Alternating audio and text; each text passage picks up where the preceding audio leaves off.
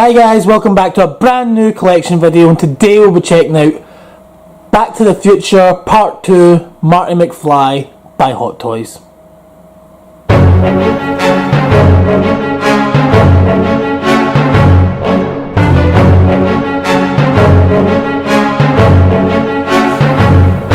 And before I start this video, I want to give a quick shout out guys to a guy who should go over and subscribe to his channel. His name's Horror Gang, and I just want to give him a shout out. Go guys, go over to his channel and support him. Subscribe to his channel, and just watch and share some of his videos. Like, we're all in this for the same thing. We're all in it because we love doing what we love to do. And you know, go ahead, subscribe guys. You know, it costs nothing, so go support other YouTubers as well, like who I mentioned, Wolfgang, and you know, spread love guys, not hate. So with that out the way, let's get into the actual unboxing itself.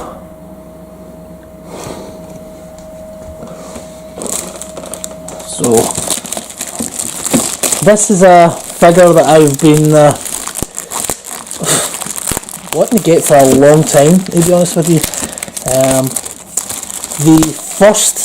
I do have the first release for the first Back to the Future Marty, and it got released in 2015 on the Back to the Future 30th anniversary, and we saw this teased in Comic Con 2016, and it took us almost 2 years, well, I say a year and a half maybe, before we ever saw it, before any of us collectors finally got it. So just like the first Back to the Future Marty box set, it's pretty much the same. Marty Mcfly on the front, except it's the second DeLorean. Back to the Future Part 2, your standard shoebox design. The back to the Future Part 2, and Back to the Future.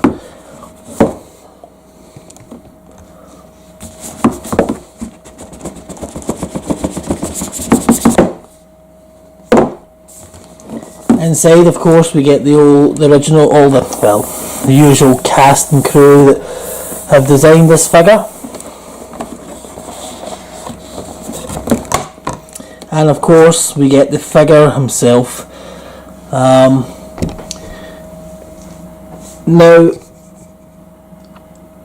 I do want to mention that I never got the special edition to this figure. Like the first movie I got the first figure I got was a special edition. I decided not to go for the special edition. I wasn't too caring about the gun, to be honest with you. And whereas the first figure had the guitar, and that's a big part of the film, so you kind of want his guitar, because he uses the guitar at the beginning of the film, not that same guitar that he uses at the end as well, but it's indicating that he likes to play the guitar. So I'd rather just go for the special edition of that, but because I never went for the special edition Marty, I wasn't too fond about going to get the special edition Doc Brown, which I did get on the same day as this figure. I just had to get them both on the same day, and I want to get a special thanks to Jim, who holds these figures for me in A1 Comics. Thank you very much, Jim. Always appreciated. And as I say again, go ahead, support your local comic book stores if you collect your figures from Hot Toys. It's all about as well who you know. I mean, if you get to get friendly with the people, they can do favours for you as well, you know. They'll be able to do things for you as well. Maybe, you know, I'm lucky, I suppose, in a sense. We kept being really friendly with Jim over the years, and he's held many figures that I have in the back there for me, and you know, he's done great things for me. So I just want to give a special thanks to Jim. Thank you very much, Jim. It's always appreciated. Anyway, I'm going to pick this video up later on when I have the figure out of the box. So I just thought I'd start off quickly by giving you the terms of accessories. Now, this being the non-special edition, just a standard edition, you're just getting the hoverboard, which is in its plastics that came there. Also, you're getting the footwear, which actually it opens, but there's nothing in it because obviously the shoes are on his feet. So it opens up there. Like I said, guys, there'll be more videos if you're really dying to see what these extras can do. I mean, look at this. The bag that the sports almanac comes in, and it actually, believe it or not, actually has pages of things written in it. I need a magnifying glass to read that though. And of course the newspaper article, which, you know, Doc gives Marty to read of the event that happens with Biff. Also, you're getting the hat with the extra hairpiece that comes with the figure. You're also getting a watch, if I can get it out. Yeah, wristwatch. You guys can see it there. It's sort of, the lighting in my house, guys, are really bad for videos, I know. And you're also getting a Pepsi bottle. So it's a nice added touch. So, I mean, as I say, I wasn't that bothered about getting the special edition this time around. I didn't think that the gun was a necessary item to have. It looked kind of silly with the wire hanging off it, to be honest with you. But nonetheless, these are the extra accessories that you get with the figure. And, you know, now if it was something like you weren't getting the hoverboard or something like that, I could understand, maybe, you know, but, you know, it's not that big a deal. Now, here's something that I'm not too happy about this figure. The only one major complaint I have about this figure before I actually get into the actual figure itself is this.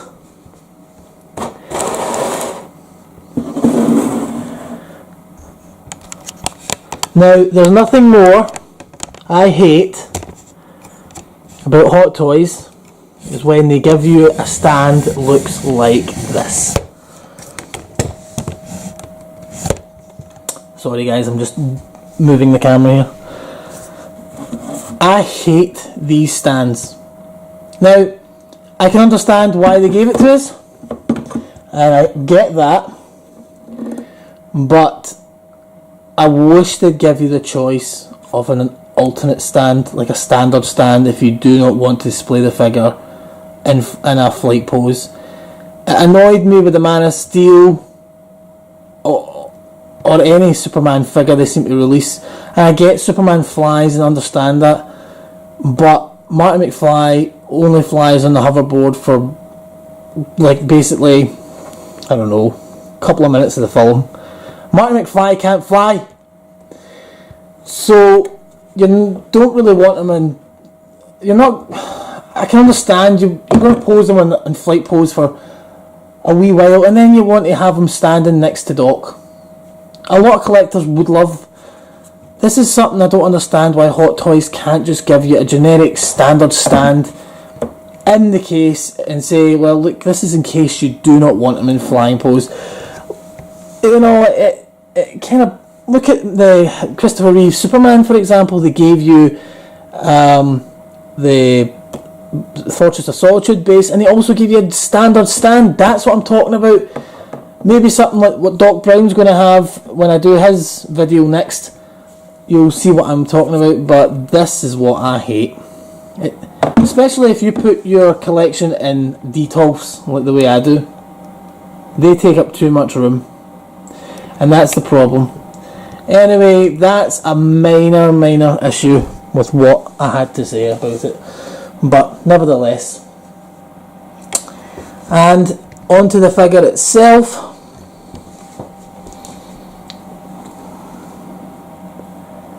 The details on this boy is great. I like I mean, there's no...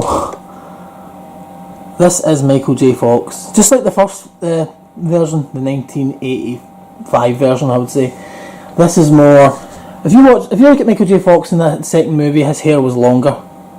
Even though it's supposed to be the same day as he left, his hair gets longer for some strange reason. But his hair, you know, obviously Michael J. Fox, the actor, was a bit older. I think he was 5 years older. Well, almost 5 years older. Between when they shot 1989, between that and I think 1990 when they shot the third one. So it's sort of back to back. They shot that. Michael J. Fox has always talked about the fact that when he shot the last two, it was between his father passing away or his son was born between each movie. So, or his son was born and his father passed away. I can't remember the way it played out, but you know, great figure. So I will get into some kind of pose for you guys when it's steady still, and I will talk a wee bit more about this figure. And here he is, guys. I am just so happy with this figure. Like I say, I complained about the base, and it is, if you want to put your figures in a detolf like most collectors do, it takes up too much space. But apart from that, the detail in this figure is unbelievable. I'm so glad they gave him an up-to-date head sculpt, because you do forget that Marty's hair's a bit longer, or Michael J. Fox's hair's a bit longer in that film. So I'm just happy all the way around about this figure, and so I'm just going to bring him up closer for you guys so you can have a look here. Absolutely great piece, one of my favourites actually, and this is actually the first for me to get a figure that's just not that long out. Normally it takes me months before I even get the figure in hand, but who knows, maybe that will change from now on by the looks of things anyway. So anyway, this is just a nice piece, and I'm finally glad to add him to the collection. I can just get my light adjust for you there, guys. I can finally say the lighting's a bit better now. I got a spotlight in the room, so look at that. You can't look at that face and tell me that's not Michael J. Fox. Everything right down to the basic detail of it. The hair sculpt is amazing. I haven't put the hat on him just yet to see how that looks. I might do it at some point. I've been working too many shifts, but look at the detail on the jacket. All the patterns up here and the pockets hanging out. That's an absolutely amazing figure. The shoes are great. I love the bottom of the boots. Power laces, alright. Absolutely amazing figure. Now what I'm going to do, guys, I'm going to pair him up with the original Back to the Future. Oh, there's the hoverboard. It's a nice piece. So I'm going to put him up with the original Marty and let you guys see what they both look like. And here they are, guys. The original Marty Mcfly that was released in 2015, and the Marty Mcfly from Back to the Future Part 2. So this is what they look like together, the same height. As I says, now I'm going to split this video up into two parts. The next part, I got Doc Brown on the same day as well, so I'm going to do Doc Brown video. So if you want to see more Back to the Future, check out my next video shortly after this, and it's be part 2. So thank you very much for watching, guys. Until next time, guys, take care. Bye bye.